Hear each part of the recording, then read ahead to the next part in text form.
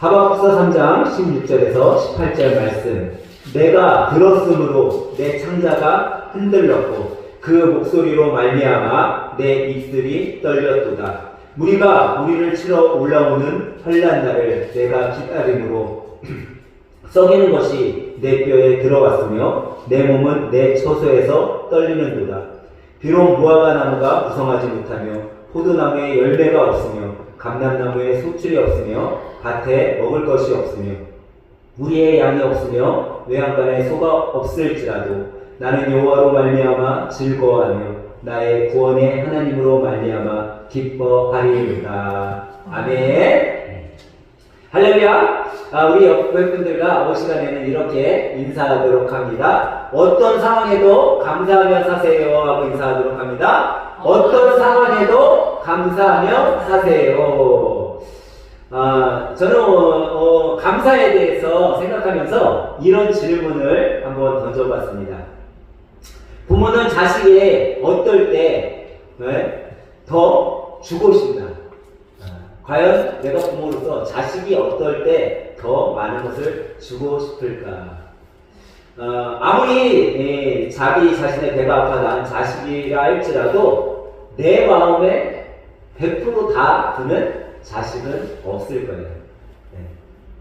아무리 내가 낳은 자녀라 할지라도 종종 부모님의 마음을 아프게 하고 부모님의 마음을 이해하지 못하게 만드는 자녀들이 있어요. 여러분들 생각에 지금 여러분들 다 부모로서 여기 계신데 자식이 100% 다 이해되는 부모님 있으세요? 네? 우리 딸은, 우리 아들은 난 다 이해할 수 있어. 그런 부모는 아무도 없을 거예요. 아무리 내가 낳았어. 100%다 이해되는 자녀 없을 거예요.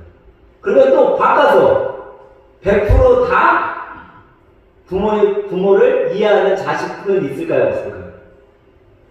네, 없어요. 그 또한 똑같아요. 자식도 부모를 다 이해할 수는 없어요. 근데 참 신기하게도 부모는요, 이해가 안 되는 자녀라 할지라도 내 자녀가 이해 안 된다 할지라도 주고 싶어 한다라는 거예요, 뭔가. 내가 뭔가 많이 가졌으면 우리 자녀들에게 나눠주고 싶고, 우리 자녀들이 행복하게 살고 싶고, 기쁘게 해주고 싶고, 주고 싶어 하는 게 부모라는 거예요. 근데 참 신기하게도 이 주고 싶은 부모가 자녀에게 무엇을 줬을 때 언제 더 기쁨이 넘치냐면요, 이 받은 자녀가 뭘 때? 감사할 때 기뻐한다는 거예요. 줬는데 감사하지 못하는 자녀에게는 내가 주고도 기쁘긴 하지만 부모로서 그 감사가 좀 덜하대. 근데 내가 뭘 줬는데 얘네들이 너무나 감사하게 받고 즐거워하고 기뻐하잖아요? 그러면 더 주고 싶어 한다는 거예요. 근데 그거는요, 내 자녀라고 해서가 아니라 내 자녀가 아니어도 못하는 거예요. 종종 여러분들이 이제 어른이 됐기 때문에 이렇게 용돈 같은 거를 줄 때가 있어요. 우리 자녀가 아니어도. 친척 조카가 오거나 아니면 때로는 동네 친한 이웃, 내 친한 친구의 자녀들을 만났을 때 용돈을 줄 때가 있어요. 근데 참 신기하게도 어떤 애들은요, 이 용돈을 받잖아요. 내가 미안할 정도로 감사한 애들이 있어. 얼마나 감사한지를 몰라요. 근데 그런 애들은요, 그 다음번에 또 만나잖아요. 또 주고 싶어요. 그게 참 신기해. 근데 내가요, 만났어요. 얘네들 용돈을 줬어요. 근데 얘네들이 바꾸서 이 돈을 왜 날 주는 거야? 어쩌라고? 나한테 도대체 저 아저씨 뭘 원하는 거야? 우리 아빠 친구라고 하는데 저거 주고 나한테 뭘 원하는 거지? 날 심부름 시키려고 하나? 이런 눈빛으로 바라보잖아요. 그 다음에 그 집에 가서 걔네들 만나잖아요. 용돈 주고 싶은 마음이 안 들어. 근데 뭔 차이예요? 얘네들은 똑같잖아요. 나에게는 똑같은 친구의 자녀일 수도 있고, 우리 이웃의 자녀일 수도 있고, 우리 친척의 자녀일 수도 있어요. 근데 뭐가 달라요? 감사를 했냐 안 했냐의 차이라는 거예요. 근데 이와 같이 하나님 앞에서 여러분과 제가 그럴 수 있다라는 거죠. 하나님은 여러분과 저에게 이미 많은 것을 주시기 위해 준비해 놓으셨어요. 때론 우리들에게 주셨어요. 근데 우리가 하나님 앞에 어떻게 표현하고 있냐라는 거죠. 나의 삶을 통해 어떻게 표현하고 있냐라는 거죠. 하나님, 왜 나에게는 이것밖에 안 주십니까? 아니, 옆집 개똥이네는 저렇게 축복해 주시면서 나는 저 개똥이네보다 더 열심히 하나님 앞에 예배드리고 시간을 내고 하나님 앞에 헌신 봉사하는데 왜 나한테는 이것밖에 안 주세요? 하며 감사하기보다 불평하고 있지 않냐라는 거예요. 불평하고. 왜 하나님 나는 이렇게 힘들게 만드세요? 나는 그래도 잘해보려고 하나님 앞에 기도하고 헌신하고 살아가는데 왜 하나님 내 삶은 이렇게 어려워야 돼? 라고 불평하고 있지는 않는다는 거죠. 그러기에 우리는요, 우리의 삶을 돌아보면서 내가 과연 감사의 삶을 여태까지 살아왔는가? 아니면 내가 내 삶에 감사하지 못하고 살아와서 지금 이렇게 어려움을 당하는가? 한번 생각해 봐야 된다는 거예요. 한 목사님이 설교를 했어요. 그날 성도들에게 감사에 대한 설교를 하고 집에 가서 제가 오전에 여러분들한테 얘기했었던 것처럼 자기 거울을 보고 감사할 거리를 좀 생각해 봐라. 그러면 감사할 거리가 있을 거다. 그랬어요. 그랬더니 한 집사님이 목사님 설교 때 그 얘기 들은 게 생각나서 거울 앞에 섰어요. 그랬더니 거울을 딱 보고선 자기 모습을 보니까 감사할 게 하나도 없는 거예요. 거울을 보고 자기 얼굴을 딱 뜯어보는데 머리는 다 빠진 대머리지, 코는 딸기코에 엄청 크지, 피부는 다 쭈글쭈글 이제 거죽같이 생겼지, 배는 뿔룩 튀어나와서 이거는 곰돌이인지 사람인지 구분이 안 되지. 하나 감사할 게 없다는 거예요. 그 다음 주에 짜증나가지고 목사님을 찾아온 거예요. 목사님, 저를 한번 보세요. 응? 감사할 게 있겠어요, 목사님? 목사님이 쳐다보니까 머리는 대머리, 코는 딸기코, 얼주름은 자글자글, 배는 뿔룩. 정말 감사할 게 있어요, 없어요? 감사할 게 없어 보이는 거야. 근데 그 집사님에게 뭐라고 했는지 아세요? 집사님, 감사할 게 하나도 없어 보이시죠? 머리를 보니까 대머리 같고 배를 보니까 뿔룩하고 감사할 게 하나도 없는 거죠. 그렇지요, 목사님. 저를 봐보세요. 뭐가 감사할 게 있어요? 집사님, 그게 너무너무 잘 보이는 눈을 갖고 계시잖아요. 그 잘 보이는 눈을 갖고 있는 거, 그거 하나가 얼마나 감사해요. 근데 우리도 그렇지 않냐라는 거죠. 감사할 것은 갖고 있으면서 바라보지 못하고 감사하지 못할 것만 찾고 있는 우리의 삶이 아닌가 생각해 봐야 된다는 거예요.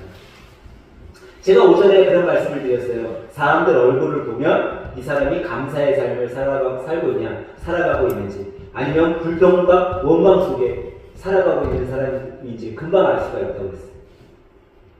여러분, 우리가 인생을 살아가면요, 벼가 고개를 숙이듯이 우리 인생을 점점점 살아가는 사람은 고개를 숙일 줄 아는 사람이 되어야 돼요. 그 고개를 숙일 줄 아는 사람은요, 자기 인생을 잘 만들어가는 사람이에요. 근데 이런 사람들의 표정을 보면요, 대부분 화내요. 그리고 여러분, 그 사람들의 표정 언제 딱 깨닫게 되는지 아세요? 여러분, 연세가 들어서 죽거나 무슨 일이 있어서 뭐 죽었어요. 병으로 죽었어요. 죽은 사람들, 여러분들은 그래도 일반 생활을 하시니까 잘 보잖아요. 목회를 하는 사람들은요, 이 시체들을 많이 봐요. 가서 뭐 영할 때도 가서 기도해야 되고, 그러니까 막 많이 봐요. 큰 교회에 있으면요, 매주 장례가 있어요, 매주. 그러면은 가갖고 영할 때 같이 들어가는 경우도 있고, 바깥에서 영하는 거 볼 때도 있고, 또 때로는 뭐 지사님들이 부탁하면은, 영정 앞에 놓고 같이 기도하고, 얼굴을 다 봐요. 근데 어떤 권사님은, 어떤 집사님은 얼굴이 정말 천사 같은 경우가 있어요. 근데 어떤 분들은요, 얼굴에 돌아가셨잖아요. 눈을 다 감겨놓고 돌아가시잖아요. 욕심이 더덕더덕 붙어있어요. 그냥 얼굴을 봐도 그냥 욕심에 그냥 삶이 찌들어서 그런 얼굴들이 있어요. 근데 참 신기하게도 저 권사님은 정말 어렵게 살았거든요. 단칸방에 혼자 자식들도 다 있는데 거의 버렸다시피 그렇게 살다가 돌아가셨는데 얼굴이 천사 같아. 들어가셨는데 장례하러 발인하러 갔는데 천사 같은 거예요. 근데 이 표정 속에 그분의 인생이 죽음의 표정 속에 그려져 있다는 거예요. 여러분들의 표정을 보잖아요. 이분이 감사의 삶, 행복의 삶을 살아가고 있구나. 그래도 삶 속에 감사를 찾고 있구나. 그것들이 우리가 삶 가운데 나타내줘야 돼요. 내가 처음에는 정말 뭐 강호동 아저씨처럼 생겼었는데 나중에는 그 얼굴이 바뀌어서 유재석 아저씨처럼 생겼다. 뭐 애들이 이렇게 표현하기도 해요. 근데 강호동 아저씨가 세게 생겨서가 아니에요. 유재석 아저씨가 웃음으로 생겨서가 아니에요. 근데 여러분 얼굴이 변해가야 되는 거예요. 근데 그 변화는 어디에서 오냐? 감사에서 온다라는 거죠. 그러기에 우리는요 감사의 삶을 살아야 되는데 오늘 본문은 우리가 어떤 감사를 하며 살아야 될까? 그거를 깨닫게 해주는 말씀입니다. 첫 번째로 우리는 어떤 감사를 하며 살아야 되냐면요. 환난이 와도 감사해야 된다는 거예요. 여러분 평온 가운데 감사하는 거는 쉬울까요? 안 쉬울까요? 쉬워요. 내가 안정되고 평온하고 그러면 감사하기 쉬워요. 하지만 환난 속에서 고난 속에서 감사하기는 너무나 힘든 거예요. 근데 그 환난과 고난이 오는데도 감사하라고 오늘 본문은 우리들에게 가르쳐주는 거예요. 지금 하박국 선지자는요 오늘 본문에 여러분과 저에게 뭐라고 이야기하냐면 환난 날을 내가 기다림으로 지금 자기 앞에 환난이 지금 오고 있음을 알고 있는 거예요. 지금 하박국 선지자는 그 환난이 내가 이제 겪게 될 거라는 걸 알고 있어요. 근데 그 환난이 내게 임할 것을 알고 있고 환난이 내가 다가오고 있는데도 그 기다림 속에 감사할 수 있다는 거예요. 근데 여러분 환난 어떤 환난인가? 지금 하박국 선지자가 얘기하는 이 환난이 어느 정도의 환난인가? 잘 구분이 안 되잖아요. 하박국 선지자는 오늘 본문에 그걸 우리들에게 이해하게 해주고 있어요. 그 환난이 어떤 환난이에요? 16절에 창자가 흔들리고 이 창자가 흔들리는 건요 심장이 막 찢어질 것 같은 환난인 거예요. 두 번째 뭐예요? 입술이 떨리고 여러분 막 정말 화가 나거나 정말 분이 나거나 정말 내가 억울한 일이 당하면요 막 입술이 바들바들 떨리는 거예요. 그런 환난에 지금 당하고 있어요. 근데 그 환난이 어느 정도냐면은 자기의 뼈가 썩어가는 것 같아. 이 뼈가 썩어가는 것 같은 환난을 느낀다는 거예요. 여러분 지금까지 살면서 여러 환난 고난을 겪어보셨죠? 근데 지금 하박국 선지자가 이야기하는 이 정도의 환난 겪어보셨냐고요? 아니에요. 우리 그 정도 환난은 안 겪어봤어요. 정말 눈물 나고 힘들고 애통한 환난이 있긴 했었지만 내 뼈가 정말 썩어가는 듯한 그런 내 집의 모든 처소가 흔들리고 무너져가는 그 정도의 환난은 아직 우리가 겪지 않았어요. 근데 그런 환난을 겪고 있을지라도 우리가 감사해야 된다고 하박국 선지자는 가르쳐주고 있는 거죠. 여러분 어떻게 보면 우리가 삶 가운데 그런 생각을 좀 해봐야 된다는 거예요. 오전에 제가 예를 들었던 이지선 교수처럼 이 이지선 교수 사람들이 다 희망이 없다 이제 끝났다 저렇게 못 산다 라고 할지라도 그가 찾은 것은 희망이에요. 근데 그 희망을 어떻게 찾을 수 있었냐? 감사라는 것 하나로 찾았다라는 거예요.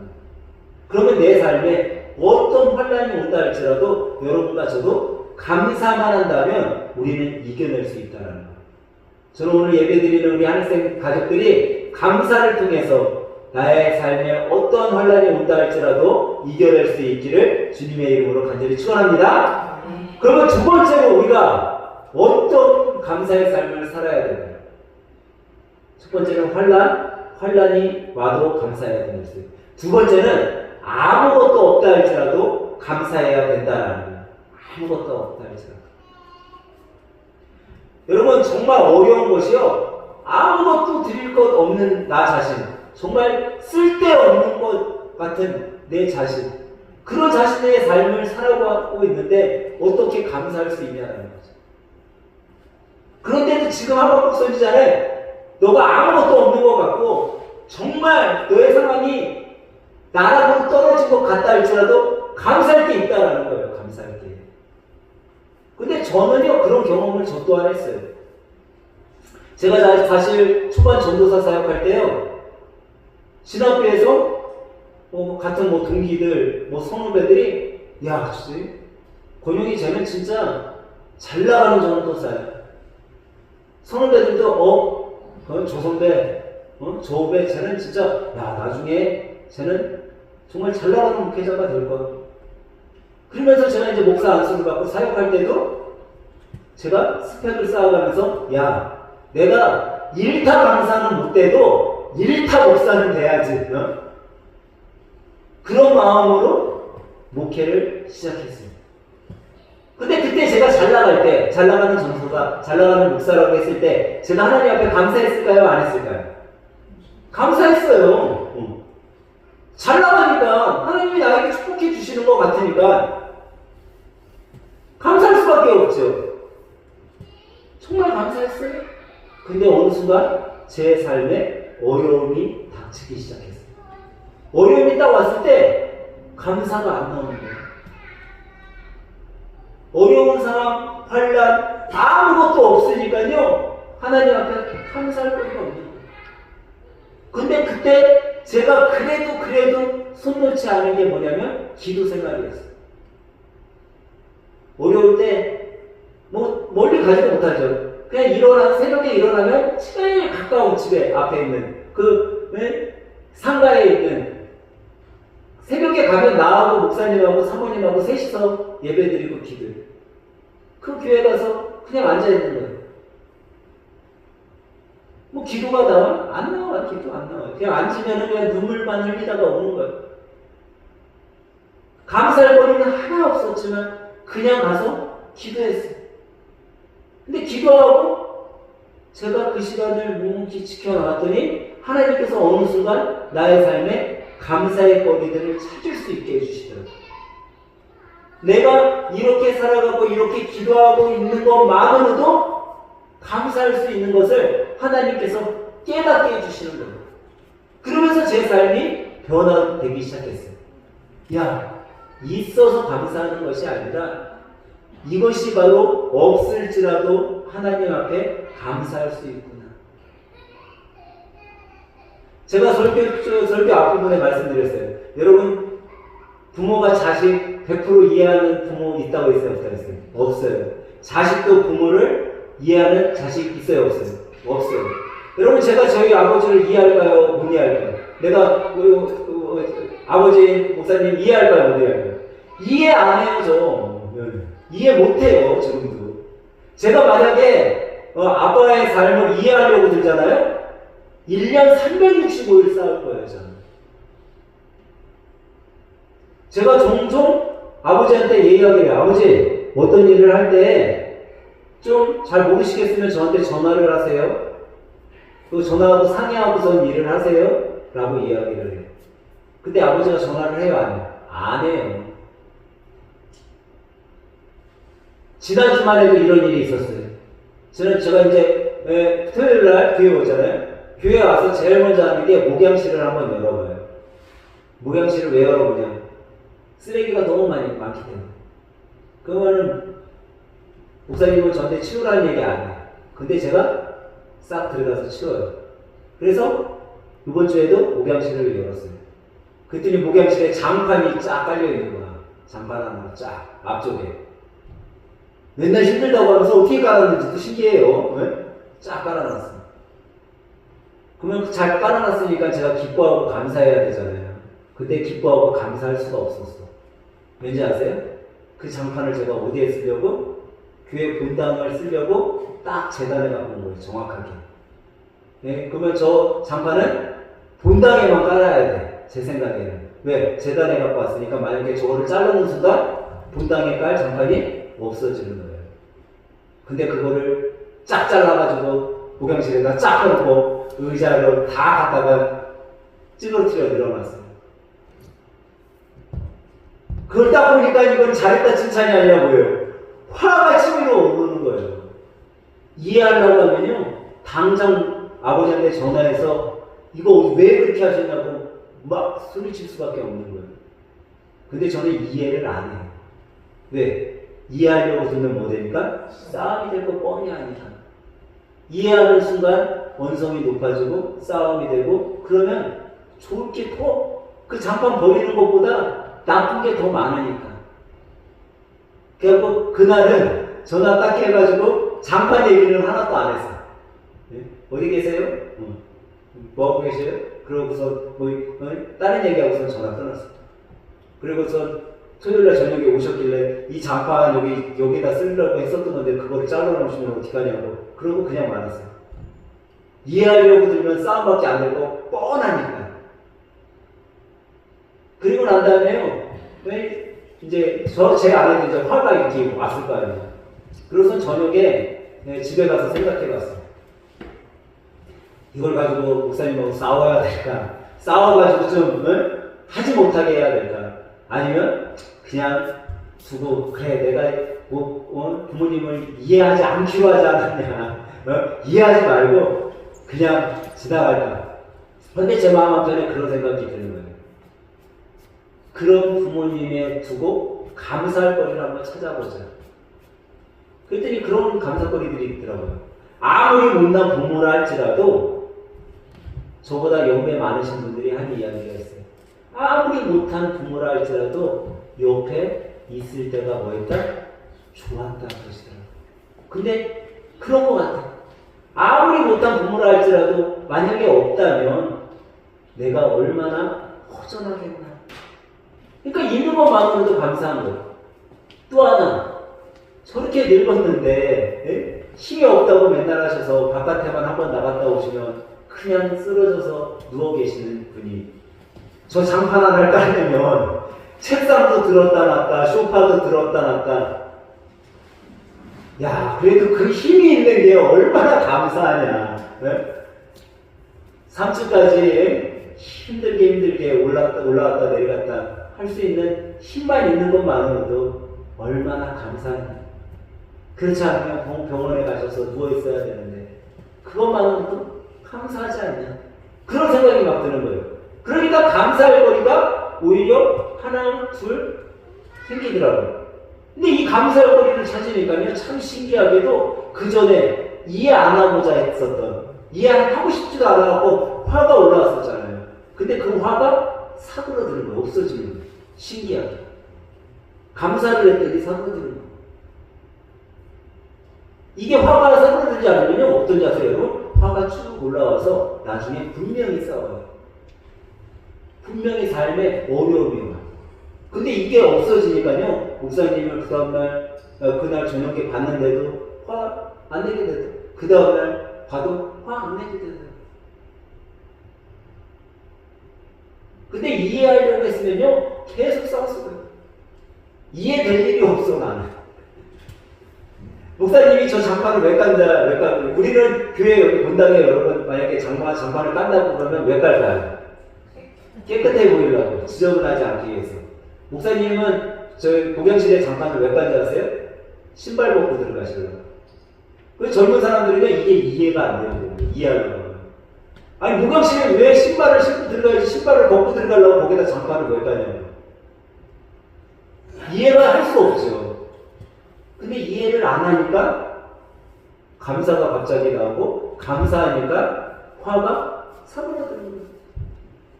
여러분 삶 속에 어떤 것들이 있을 때 내 안에 뭔가 화가 온다. 그럴 때 감사를 찾아보길 바래요. 근데 이 감사가 어느 정도 감사가 돼야 되냐면요, 감사에도 종류가 있더라고요. 여러분들이 있을 때 갖고 있어서 편해서 감사하는 건요, 그냥 일반적으로 수준 낮은 감사인 거예요. 수준이 낮아. 근데 내가 없는 가운데 정말 감사할 수 없는 환경에 이해될 수 없는 곳에서 여러분이 감사를 하잖아요. 그거는 고차원적인 감사예요. 지금 하박국 선지자는요, 그 감사를 여러분과 저에게 가르쳐주고 있어요. 18절에 뭐라고 하고 있어요? 나는 여호와로 말미암아 즐거워하며 나의 구원의 하나님으로 말미암아 기뻐하리로다. 지금 하박국 선지자는요, 무엇이 있어서가 감사하다고 얘기 안 해요. 내가 무엇을 누리고 있어서, 무엇을 많이 가지고 있어서 그래서 감사한 것이 아니라 지금 하박국 선지자는 어떤 환경을 바라보지 않았어요. 어떤 세상적인 물건을 바라보지 않았어요. 단 한 가지, 그가 바라본 것은 여호와 하나님이신 줄 믿으시기 바랍니다. 그 하나님을 바라보니까 그냥 감사한 거예요. 그 구원의 하나님으로 인해 감사한 거예요. 소망 되시는 예수님을 바라보니까 감사가 넘쳐나는 거예요.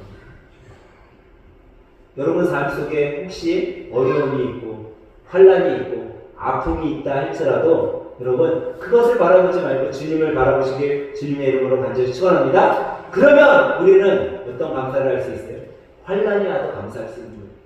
아무것도 없어도 감사할 수 있는 거예요. 내 마음에 이해가 안 되는 정말 우리의 자녀들을 바라봐도 그 속에서 감사가 되는 거예요. 제가 종종 우스갯소리로 이야기하잖아요. 우리의 자녀들 아직 인간이 안 됐기 때문에 인간이 되고 있는 과정이다. 오늘 현우 집사님이 저한테 그러더라고요. 호정이하고 한번 호정이를 되게 혼냈대요. 그래갖고 내가 첫 마디를 뭐라고 할게요? 네? 아니 때렸어? 제가 왜 때렸어? 그렇게 했어요. 여러분 저는 맞아봤으니까 잘못하면 내 맞는 게 당연한 거예요. 어렸을 때 잘못했다 하면 두들겨 맞는 게 맞는 거라고 생각하면서 자랐기 때문에 나도 모르게 내 안에 있던 언어가 바깥으로 표출된 거예요. 때렸어? 그랬더니 형 집사가 뭐라고 얘기하래? 아니요 목사님 저는 애들을 안 때려요. 근데 되게 무섭게 혼냈어요. 그리고선 마지막에 한 말이 있는데 너 그럴 거면 나가서 살아. 그랬다고 그러더라고요. 근데 참 신기하게도 부모가요 아이들을 혼내고 그랬을 때도요 어떤 룰을 지키고 잘하잖아요. 자녀들은요 그걸 그대로 습득하고요 그거에 대한 바른 반응을 해요. 우리 호정이는 어떻게 반응했는지 아세요 여러분? 대들었잖아요 아빠한테. 이제 힘도 줘가지고 대들었다가 혼났어요. 혼났는데 자기가 잘못한 걸 알아. 아빠하고 밥을 먹으면서 아까 미안해요. 여러분 부모가 자식한테 미안하다는 말 하기 쉬워요. 하기 어려워요. 근데 자식도 똑같아요. 사춘기에 있는 아이들은요 부모에게 미안하다는 말이 안 나와. 지가 잘못했어도. 왜? 인간이 아니니까. 근데 그 아이가 입에서 내가 아까 미안해요. 잘못했어요. 라고 이야기하면요 아이가 정말 잘 성장하고 있는 거예요. 그거는 부모의 역할도 거기에 큰 몫을 차지하고 있는 거예요. 근데 여러분 어떤 한 가정에 이런 일이 여러분과 저의 가정 속에서도 넘쳐날 수 있어요. 근데 그게 어떤 가정에 나타나냐? 감사하는 가정. 어려운 삶 속에서도 이겨내고 환난 속에서도 아무것도 가진 거 없다 할지라도 감사하는 가정의 삶의 모습 속에서는요 이런 일들 아주 작은 것에서도 행복을 찾을 수 있고 아주 작은 것에서도 감사를 찾을 수 있는 이런 일들이 일어나게 되는 거예요. 저는 이 시간에 예배드리는 여러분 가정 모두에게 이런 하나님의 축복과 감사의 인생이 일어나길 예수님의 이름으로 간절히 축원합니다.